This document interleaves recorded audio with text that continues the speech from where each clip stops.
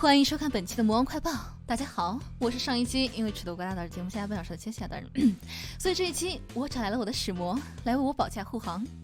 那么下面开始播送今天的新闻。等一下，插播一则广告。好消息，好消息！尼尔机械剧院主角团雕像开始接受预定啦！大气美观，选择多样，有豪华与普通两版选择，普通版定价才不到2万元人民币，用1:4的大小，高60多厘米的高度，而豪华版则在普通版基础上添加了可替换的手链、面具、衣服等，简直就是业界良心！想要买的朋友们抓紧时间了，机不可失，失不再来！而且偷偷告诉你们后，按照 AC 的尿性，发烧那几天要是卖的火爆，再想买保底得花上4万元了。好了，收。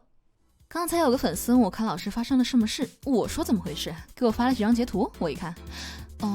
原来昨天有2个黑客，一个200多 G， 一个100多 M。他们说从我的服务器黑走了很多的内部资料，招摇价值1100万美金的比特币作为赎金，我不给，我还报警了，然后他们就把我的资料泄了出去。这些黑客们泄露出来的消息个个都是重磅炸弹，上来就说生化危机8在做，今天卡普空可能想先炒碗热饭，又说怪物猎人崛起有可能登陆 PC 端，也就是说各位想玩崛起的玩家们可以再等一等，也许不用专门为了这款游戏再购买一台游戏机了。还有怪了物语2、逆转裁判7等等等等，但卡普空并没有证实这些消息的可靠性，而且这些黑客爆料的时候随时都能打错，大家就当看个笑话吧。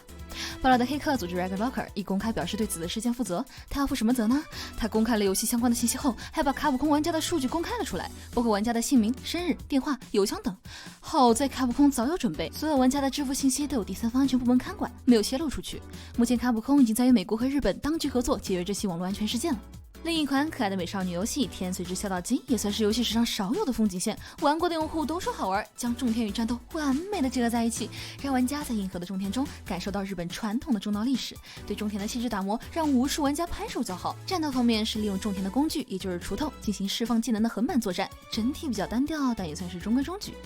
最为出色的是它的定价，仅低于瑞士区的 Steam 中国区里标上了整整315元人民币的高额定价。但把地区换到阿根廷就只需要37元，这把中国玩家当成富豪韭菜的行为也算是今日火爆的原因之一了。谢谢，真的有被笑到。2020年金羊杆奖将于10月24日举办，年度终极大奖的投票环节才刚刚开始，目前共有20款游戏可以投票，其中就包含了国产之光《原神》，也是20款游戏中唯一一个国产游戏。感兴趣的玩家可以找投票渠道给《原神》打 call。那说到国产游戏啊，近日一款国产 FPS 游戏《边境》也开设了内测。边境的设定是在宇宙中围绕着空间站进行的战斗，也就是说你穿了个宇航服，靠着喷气背包在宇宙中飘来飘去去跟别人打架。对于一些稍微加2层楼就找不到敌人的玩家来说，这款立体到不行的游戏简直就是噩梦。整体的设定非常的太空，子弹需要依靠助燃器，真空不传声但固体传声，所以游戏中只能听见自己的枪声，靠着打破他人太空服来使敌人窒息。除了靠着喷气背包的突进和钩爪钩墙移动，其余时候基本上就是在慢慢的飘来飘去。目测看起来难度还是在谁先发现敌人，毕竟太空服的 hitbox 肯定不小，看上去不怎么考验枪法，整体评价挺高，暂时位于 IGN 热度榜首。因零点和谐事件之后，赛博朋克2077官方第一时间整活，表明赛博朋克2077将在亚洲区不会搞任何和谐。赛博朋克2077和英灵殿可大不相同，它是可以捏人的，还是那种可以分开捏的，比如说你可以捏个长发，捏个大眼睛，捏个小嘴巴，上半身捏成女的，下半身捏成男的，甚至你还可以细化到任何你想要的长度，非常的人性化。但这里说的呢是亚洲不会被和谐，指不定全球版本统一和谐呢。上周 Steam 折腰排行榜出来了，第1名是命运2灵光之客豪华版，第2名是命运2灵光之客和赛季整合版，再往下滑，这第8名是命运2灵光之客。在上周终于火了的刷刷游戏命运2迎来了一次大更新，原本就为数不多的几个星球直接爆炸了一半，深入了上位世界。这些星球内的任务活动副本暂时看来算是直接删除了。命运2官方表示放入了命运2内容库，可能以后的活动会有返场之类的吧。好家伙，直接把一半左右的游戏内容删除了，这估计也没多少游戏公司有魄力干这事儿了。当然删了很多内容也加了不少回来，可以说又是一个把下一座本体当成 DLC 发布的公司。在新的 DLC 灵光之客中，玩家扮演的尬电原本是使用光的力量与暗影对抗，在这部 DLC 中，尬电们拥抱了暗影的力量，并熟练地掌握了冰墙升起来吧和冻住不许走。眼光范围排行榜，常年位居前10的钉子户 GTA 5终于从榜上被挤了下去。虽然前面不是多人联机游戏就是超前游戏，再加上之前阿星总裁说的川宝在任期间他不想发布 GTA 6，这说明了什么？结合看来， GTA 6或许真的不远了。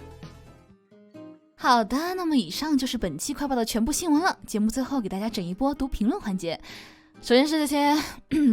什么我相信有生之年看不到第2期了，第2期是不是2周年的时候发？第2期和 PS6 一起发，大家别急啊！魔王的下次直播，切西亚的第2期，下一刻的萨尔夏会成为新的3大传说吗？兄弟们，切西亚大人什么时候骗过你们？说了会出第2期，就是会出第2期的。好，我们回到读评论。心碎鸡腿男孩至尊安挺，老板，公子是默袭，但不是最弱的了，他只是单纯的加入时间太晚，愚人中的席位与实力无关的。这点呢，确实是我的失误。除开这个，我去稍微了解了一下，原神的力量来源于神之眼，而公子的水元素才是他的神之眼。雷元素力量来源于他的老大至东国女王给予他的邪眼，而使用邪眼会损伤身体，所以还是少用比较好。还有青岛莎莎说，到底是谁逼的切西亚更新视频的？我要给他们送锦旗，送100面。你们根本就不爱我，你们只是想看我整活。拜托，每天已经是在高强度直播了，双休可是真的很累的。好了，那么我们本期的快报就到这里结束了，希望大家能在本期评论里提一点有建设性的问题。下班，拜拜，我们一定会在下一期再见的。